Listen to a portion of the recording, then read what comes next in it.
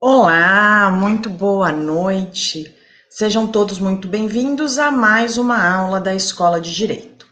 Como vocês já estão sabendo, eu sou Ana Clara Valentim, estou aqui com vocês para tratar mais uma vez a respeito de política criminal. Antes das nossas férias, dessa pausa que a gente teve no conteúdo, a gente tratou de alguns movimentos de política criminal, dentre eles o correcionalismo espanhol, a defesa social, o movimento de lei e ordem e o direito penal do inimigo, sendo que a gente terminou esse nosso bloco de aulas com a presença do professor Alexandre da Rosa, que é um dos especialistas e uma pessoa muito interessada e engajada no conteúdo de direito penal do inimigo. Agora, nesse nosso novo bloco, a gente vai começar a ver outros movimentos de política criminal e vocês vão perceber que a tônica ou o enfoque que eles vão dar são um pouquinho diferentes daqueles que a gente viu nos movimentos anteriores. Vocês vão conseguir fazer algum tipo de cisão, vendo que, de uma certa forma, os movimentos que a gente viu até agora, eles tratam muito da repressão, não só da criminalidade, mas também do próprio criminoso. Quando a gente fala do movimento de defesa social, do correcionalismo, quando fala daquela questão da debilidade moral, da debilidade psíquica, e da ideia de afastá-los do convívio social, para modificar essas vontades, a gente vê a repressão da própria pessoa do condenado. Nos movimentos que a gente vai ver nas próximas aulas, vocês vão ver que a tônica muda. Não no sentido de que eles não se importam com a criminalidade ou que eles não querem combater, não é isso, tá? Mas eles levam um pouco em consideração não só a criminalidade propriamente dita, mas lembra que lá no começo das nossas aulas eu falei que a política criminal era uma das ferramentas para combate à criminalidade, que a gente também tinha que falar da própria dogmática do direito penal, da criminologia e das outras políticas estatais, que não adianta só a gente confiar na arma do direito penal pura e simplesmente como forma de coibir a prática de crimes, porque a prática de crimes ela ultrapassava a mera decisão entre, eu vou ter um comportamento que é reprovável e eu vou ter um comportamento que é adequado. Não é pura e simplesmente a ideia de que alguém escolheu delinquir porque sim, porque acha que vai ter proveitos maiores e a gente vai se restringir. Tem outras coisas no molho que devem ser levadas em consideração. Antes da gente começar a tratar efetivamente desses novos ou desses outros movimentos de política criminal, eu vou usar a aula de hoje para a gente tratar de fazer uma relação entre a política criminal que a gente vê hoje e esses movimentos que a gente viu até agora. Porque se você for parar para pensar, a gente consegue fazer várias identificações. E aqui vamos sair um pouquinho só de esmiuçar as semelhanças técnicas, dogmáticas, vamos trazer para uma análise crítica. Quando eu falei para vocês da ideia do correcionalismo, e a gente viu o correcionalismo espanhol, da Concepción Arenal e do Dourado Monteiro, a despeito das divergências que esses dois doutrinadores e pesquisadores tinham entre si, muito das concepções que eles trouxeram eram comuns. A ideia da debilidade daquele que comete o crime, que infringe a norma, que viola a ordem, num sentido não só físico, mas moral, ético, psíquico. E a ideia de que haveria um tratamento, ou seja, haveria uma correção desse indivíduo, e que essa correção, o tratamento dessa patologia social, dessa debilidade, aconteceria através da pena. Então, que a pena, nesse movimento de política criminal, tinha o condão de cura. E aí, se você for parar para pensar, o que a gente tem de parecido no ordenamento jurídico brasileiro hoje? A ideia da medida de segurança. Obviamente que a medida de segurança não é pena, ela é sanção penal, e ela não tem como finalidade aquelas finalidades trazidas lá no artigo 59 do Código Penal e do artigo 1º da Lei de Execução Penal. Se ela não é pena, ela não pode ter a mesma finalidade de pena. Ela é medida de segurança, ela se aplica aos chamados inimputáveis ou semi-imputáveis, que são aqueles que, à época dos fatos, não tinham condições para entender o caráter ilícito daquela ação ou não tinham condições de se autodeterminar diante daquele entendimento. E aí, somos considerados doentes mentais ou com algum tipo de desenvolvimento atrasado e que precisam não de uma pena, não de uma punição, mas de um tratamento. Vamos cuidar do doentinho que praticou um crime, uma infração penal, e vamos curá-lo dessa doença. Como? A gente coloca ele numa instituição de saúde chamada Hospital de Custódia e Tratamento.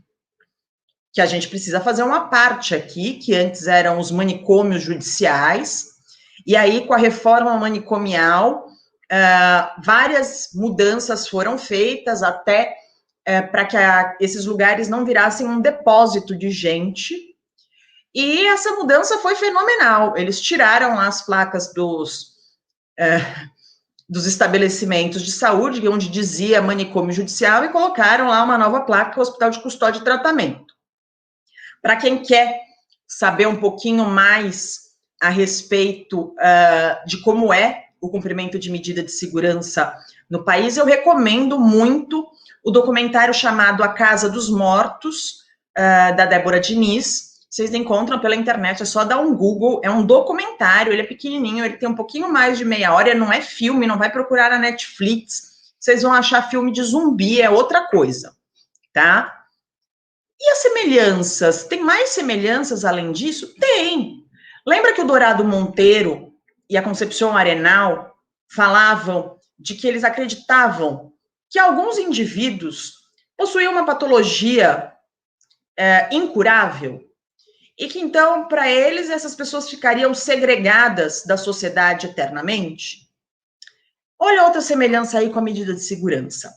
De acordo com o Código Penal, se a gente for ser extremamente legalista, a medida de segurança, ela não tem tempo máximo de duração. Porque se ela é cura, ela tem que durar enquanto permanecer durar a enfermidade. Se aquela enfermidade ela é eterna, a medida curativa, consequentemente, vai ser eterna também. Se eu só posso reintroduzir aquele indivíduo na sociedade quando ele tiver curado do que fez ele delinquir, o que fez ele delinquir a doença, enquanto ele continuar com a doença, ele continua preso, entre aspas.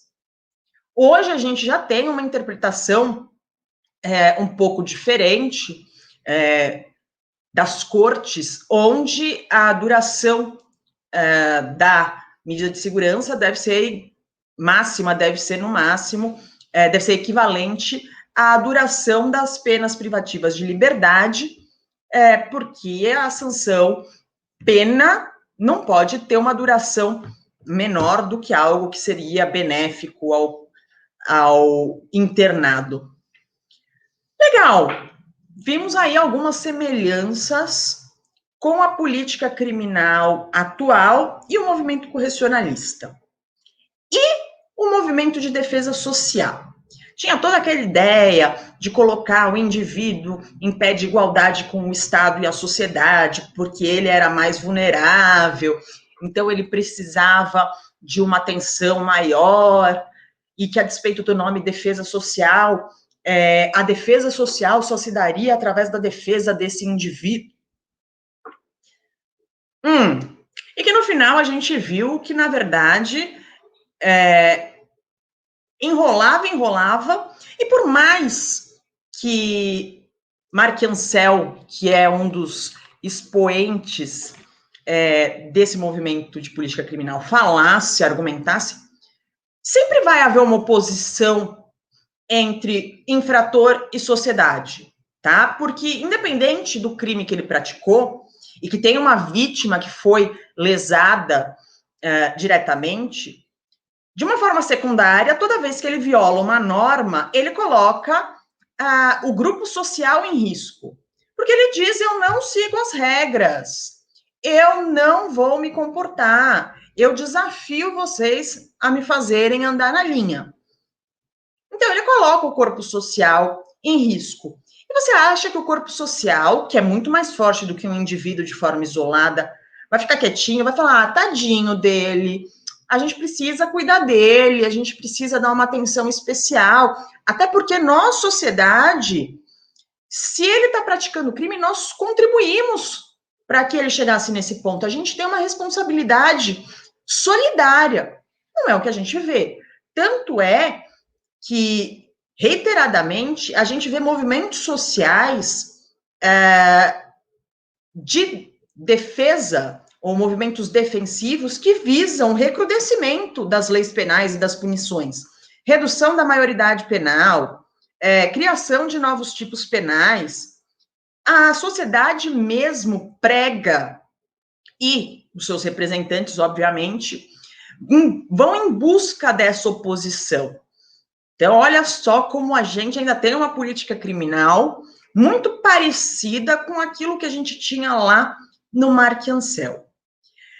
E aí a gente tem dois movimentos bem repressivos, que é o movimento de lei e ordem e o movimento do direito penal do inimigo, que sempre surge aquele debate, inclusive foi um dos pontos trazidos pelo professor Alexandre no nosso último encontro, que é a ideia da gente ter criado uma política criminal muito repressiva.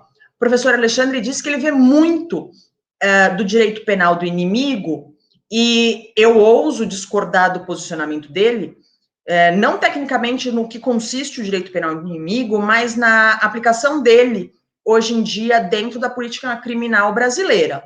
Porque o direito penal do inimigo, ele segrega. A gente tem um direito penal do cidadão, que respeita o devido processo legal, e a gente tem um direito penal do inimigo, onde você tem a flexibilização dos princípios e das normas processuais, você tem a não aplicação de determinados direitos. Hoje a gente não vê necessariamente isso. Você não vê uma pessoa que é presa, pelo menos ostensivamente, e tem os seus direitos negados, é torturado e tudo bem, pelo menos ostensivamente, tá? Em tese. Não está escrito lá em nenhuma lei que se pode fazer isso. E a gente tem, quando ele falou isso, eu fiquei na cabeça que eu vejo muito mais a ideia de uma aplicação massiva de um movimento de lei e ordem do que efetivamente direito penal do inimigo. Lembra a ideia do movimento de lei e ordem, que era punir tudo, punir toda e qualquer infração, por menor que ela seja, porque uma punição intensa e uma punição aos menores desvios evitariam ou comunicariam que não seriam tolerados desvios maiores. Então, que qualquer falta moral, qualquer falta ética, qualquer falta administrativa seria severamente punido, porque assim a ideia era coibir os crimes, e que os crimes que eventualmente fossem praticados seriam apenados muito severamente, a ideia da tolerância zero, para que houvesse um desestímulo no cometimento do crime. E quando ele falou exatamente isso, na produção legislativa, nas alterações que a gente teve, não só nos tipos penais existentes no Código Penal, mas nas próprias criações de novos tipos penais e no aumento das penas e desse pleito e tudo. Se você quer criar um crime, vamos criar uma lei anticrime, vamos criar uma lei anticorrupção, vamos criar... Todo esse movimento me parece muito mais a ideia de um movimento de lei e ordem, onde você quer abafar todo e qualquer movimento desviante, com a ideia ou com, pelo menos, a proposta de que isso vai evitar uma criminalidade maior, do que o direito do inimigo, onde você entende que alguém não faz parte do contrato social. Eu vejo muito mais essa ideia de que a gente tem a ilusão, como teve-se lá na década de 60 e 70, nos Estados Unidos, até década de 90, com o Rudolph Giuliani como prefeito de Nova York, que a própria severidade, a própria opressão, a repressão seria algo funcional e efetivo no combate à criminalidade. Perceba que, quando eu falo isso, não é a ideia de que, então vamos ser bonzinho, vamos liberar tudo, vamos passar um pano. Não é isso. O que eu questiono é que uma política criminal extremamente repressiva e isolada de outros mecanismos, não só fora do direito, mas interdisciplinares, ela não é suficiente. Você pode colocar, a pena de morte para todo e qualquer crime. Mas ele furtou uma bala, mata. Mas ele comprou uma moto roubada, mata. Mas ele desviou dinheiro, mata todo mundo. Todo mundo que cometer crime, não importa qual é o crime que for, vai matar na hora. Então a gente está falando, de uma política criminal de extermínio, quase. Ainda assim, você não vai erradicar a criminalidade. Ainda assim, e olha que eu não consigo pensar em muita coisa que seja mais severa do que a eliminação, do que a morte. Então, se uma política criminal tão severa não é suficiente, o que vai mudar? O que vai ter influência direta na diminuição da criminalidade? Lembra que eu falei que quando a gente vai tratar de política criminal, a gente não consegue isolar ela do próprio direito penal, porque ela fomenta a produção legiferante e dogmática também, e a gente não pode dissociar ela da criminologia, que é a ciência que vai estudar o fenômeno criminógeno, a ocorrência de crimes, o próprio criminoso e a vítima.